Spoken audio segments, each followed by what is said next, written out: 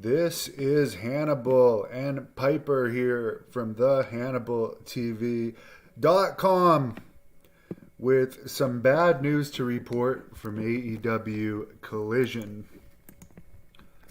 They only did a 0.13 rating this past Saturday night from Hamilton, Ontario, Canada. And keep in mind the premiere did a 0.33. Last week did a 0.21. This week did a 0.13, which was actually the same rating that Rampage got. So in its third week, it's already reached the same rating as Rampage, which was expected to be the third show. So as we get into week 4, is it going to drop below Rampage? Time will tell. They're in Regina, Saskatchewan this week, too. And by the way, they had a horrible crowd in Hamilton as well.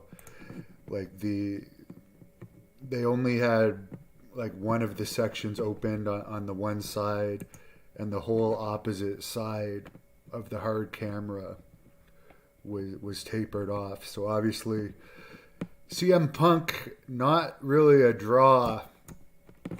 All of his diva behavior catching up with him. Smackdown, on the other hand, did a pretty good rating last week. They did a 0.69 rating. So, say what you want about WWE.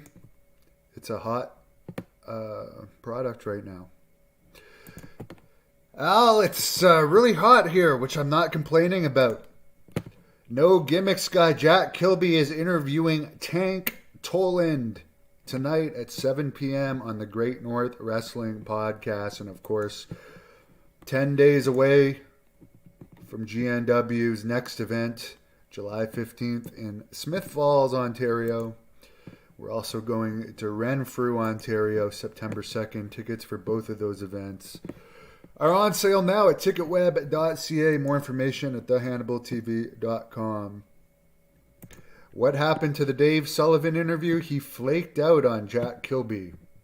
There is an interview with Dave Sullivan on this channel from me that you can search up that I did a couple years ago that was pretty good.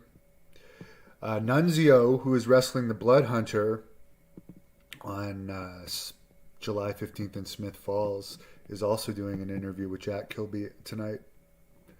Someone says the only thing that will save AEW Collision is Big Money Dan, the left-hand man, Danny Spivey. David says they gave tickets away. The whole place was packed. I'm seeing the entire side blacked off. If you want to consider the side that was the seats that were open full, and the seats that were tarped off. If you're not going to count the tarped off seats, to me that looks pretty empty. William, a lot of people didn't view the new AEW show due to the holiday. What was the holiday? What was the holiday? In Canada, we don't even get TNT. July 1st was Canada Day. The holiday was yesterday, Tuesday. Earl, do I think Kamala will ever get into the WWE Hall of Fame? Yes. Mike D, yes. Greg Valentine is doing a shoot interview with us August 3rd. Al, somebody in AEW should work with these AAA wrestlers, teach them. I think it's just honestly too much product. There's only so much wrestling people can watch, and they don't have that many stars in AEW. They got Sting, Chris Jericho, Jon Moxley as the big stars, in CM Punk. And then to a lower level, they have the Samoa Joes of the world and stuff. There's not a lot of must-see people in AEW to support 3 shows. But if they're getting money from the 3 shows, I can understand they're not going to turn down the money. Earl is in the house.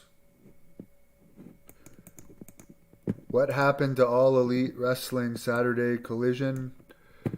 It's dropping very, very quickly in ratings. I would actually think that Rampage might actually beat it this week in ratings. Considering the pre-sale, they're probably going to do stuff to give away tickets or add tickets. But last I saw, the pre-sale for Regina was only about 1,300 tickets. So I don't think CM Punk is as over in Canada as other places. Peace and Love ratings are expected to drop. I do agree that they're expected to drop. 100%. I'm just saying, given the first speech that CM Punk did on the first Collision show, as if he was going to be the savior of AEW. I mean, the company's going to be around for a long time. They're not going anywhere. They're owned by multi-millionaires, and they are getting money for this other TV show. I'm not saying they're going away. I'm just saying CM Punk is not going to be the savior of AEW. I mean, his diva behavior has turned a lot of people off.